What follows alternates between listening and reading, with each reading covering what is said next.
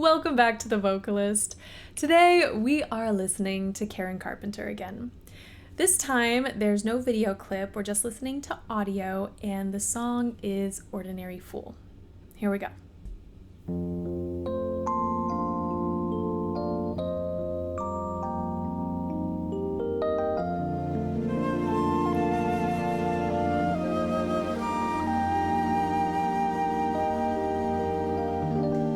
Only a fool, like fools before me, I always think with my heart.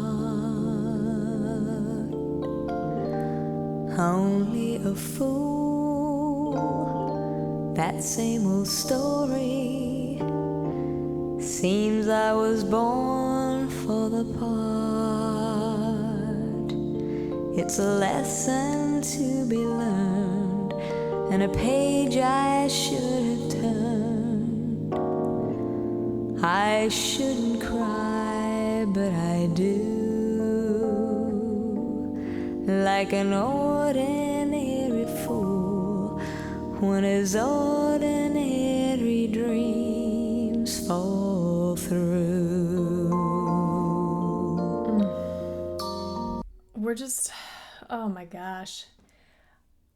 It's so breathtaking to hear her voice with such simple accompaniment so that we just get every nook and cranny of that gorgeous tone, and we get to hear every little nuance, every little choice. It's just so beautiful. In fact, when she started at the very beginning of this, it kind of took me aback, the sound that she created. So we're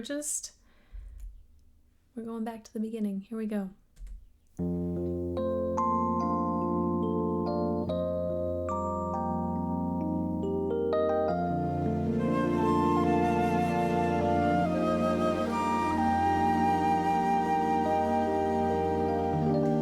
Only a fool. I love that. We get this gorgeous H.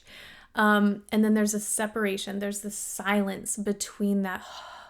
And then when we hear only. Only a fool.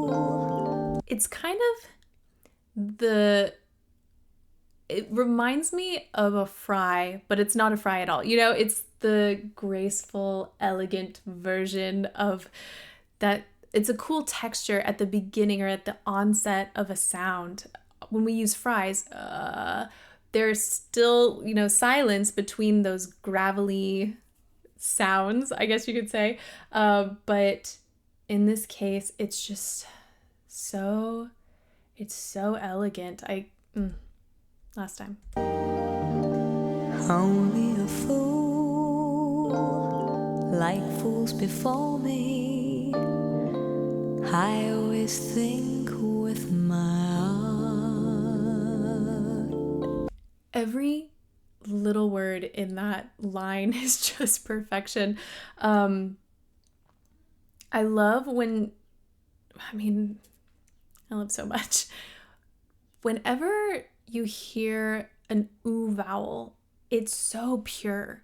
And a lot of times singers will spread ooh vowels so that they can hear the ooh better themselves. But I had a teacher once say, our voices weren't meant for us. They were meant for other people. So finding that pure vowel sound to create just the most beautiful ooh, and especially when the title of the song is Ordinary Fool, to sing that word with such precision is stunning. And then you can hear within this first phrase how there are moments of full adduction, and then there are also moments that feel a little breathier, a little warmer, maybe a little bit more velvety. And it's just a slight relaxation so that a little air is coming through. But then we also have moments like there was a K consonant in there that was just, it was like a needle prick. It was so delicate and so beautiful, but very clear. This one might take me a while. Here we go. Okay. like fools before me. I always think with my heart. I want to hear that one more time. Think. It was just the most delicate K. And then with my heart, she didn't overemphasize the H, so we kept that gorgeous tone. There was no interruption with extra air. Like fools before me, I always think with my heart. Only a fool, that same old story. Seems I was born for the part. You can almost hear when she says seems, there's enough I vowel in it that you can just feel like how relaxed her jaw is. I've said this before with the English language, we really do pull our jaw a lot to create certain consonants and certain vowels at certain words. And so when someone says the word seems, it's usually very spread. The tongue is very high. Yeah.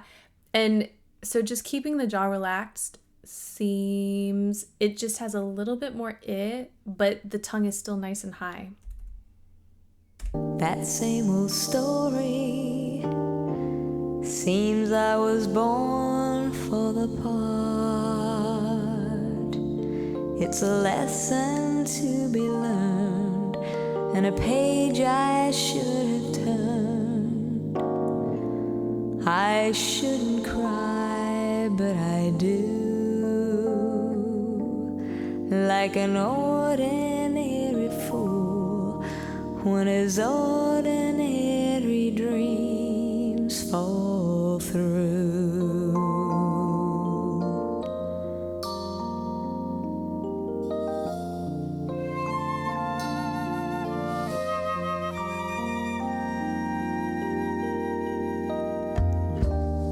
How many times have I mistaken good looks and laughs for bad news? And how many times have I mistaken good looks and laughs for the blues? When a road I've walked before ends alone at my front door, I shouldn't cry, but I do. Like an ordinary fool, when his ordinary dreams fall through. Goodness. Okay. That first section, the variety that she's giving us, the arc and the entire story is just, it's stunning. The simplicity with which she started this piece, how delicate everything was, the volume level she chose, it just breaks your heart. I mean,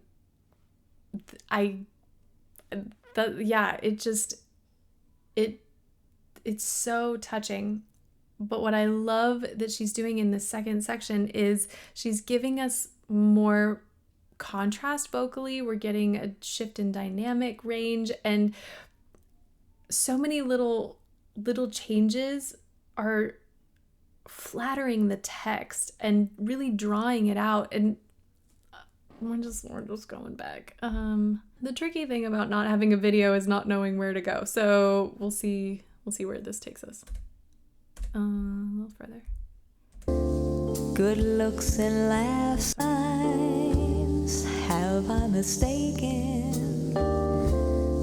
good looks and laughs for bad news. That bad news. Oh, I love that. It's got a little bit more of that.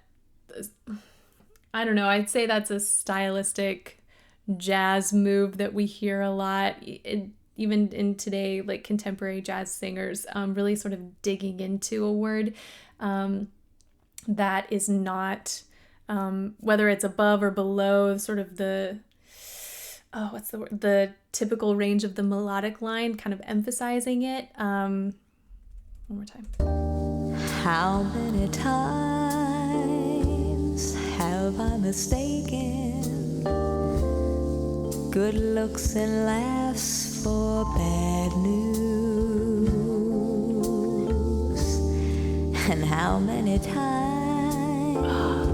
have I mistaken? I love, like, she's asking, how many times have I mistaken? And she's laughing at the same time. And we can all relate, I'm sure, at some point, when you're just sort of, are you kidding me? When you're talking to yourself. And I love that she's incorporating that emotion and that feeling in this song. Good looks and laughs for bad news. And how many times have I mistaken good looks and laughs for the blues? On a road I've walked before, and alone at my front door. I shouldn't cry, but I do.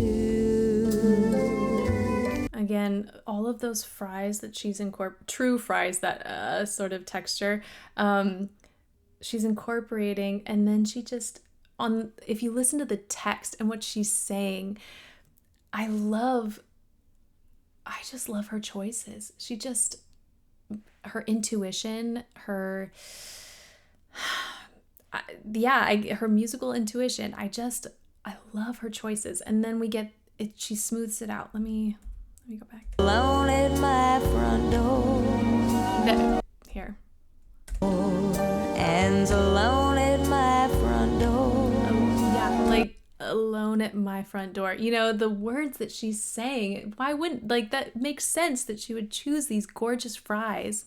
I shouldn't cry, but I do. In there. So I shouldn't cry, but I do. It's so gentle, and it's just sort of resolute, you get to, it's just I shouldn't cry, but I do. I feel like I'm just going on and on, but it's brilliant. The choices that she made to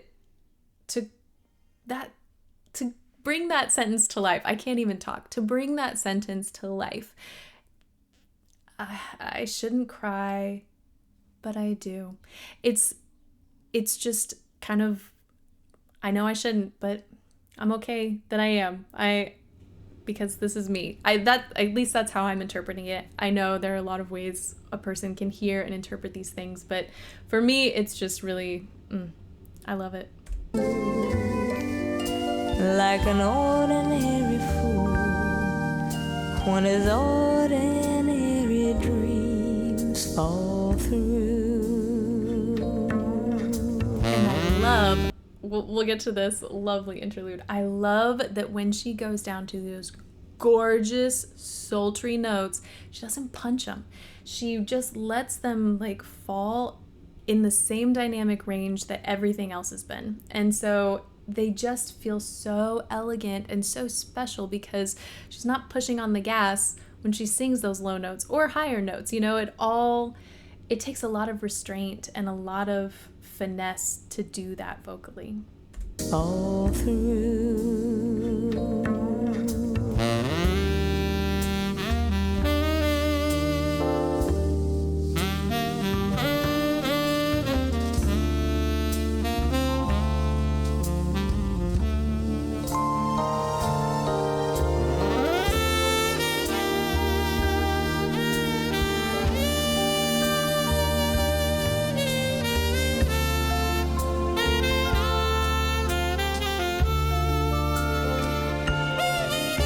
When a road I walked before, and alone at my front door, I shouldn't cry, but I do. Like an ordinary fool, when his ordinary dreams fall through.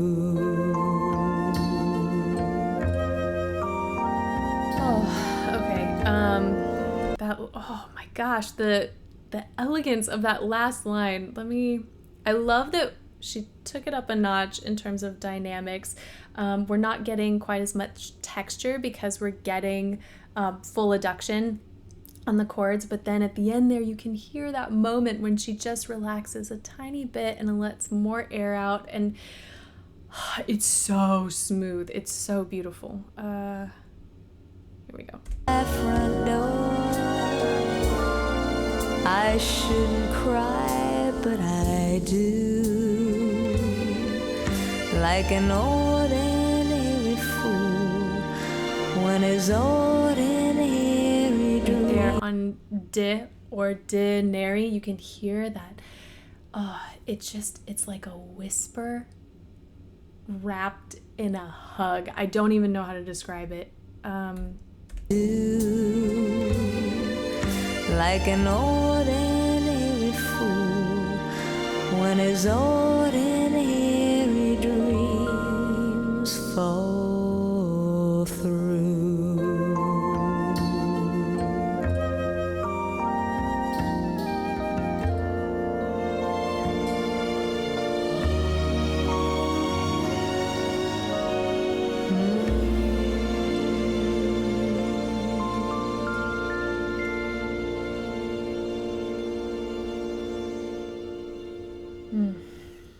I love the end of this song because it doesn't feel like the melodic line resolves, and so it just maintains this sort of, I don't know, dreamlike place in your mind or in your ears, and that combined with just those gorgeous vocals, I've said it before, I love watching singers, but sometimes it is so nice to just close your eyes and take in as much as you can without seeing a video, because you can hear so many little things. And man, it seems like such a simple, it is a simple song in one sense, but it's so complex because of what she put into it and created for it, and the story she told with it. And again, repetitive words, but I feel like every section just had a completely different subtext to it that just, I don't know, took me on a journey. So that is it for today. Thank you guys so much for listening with me, and hopefully I will see you next time.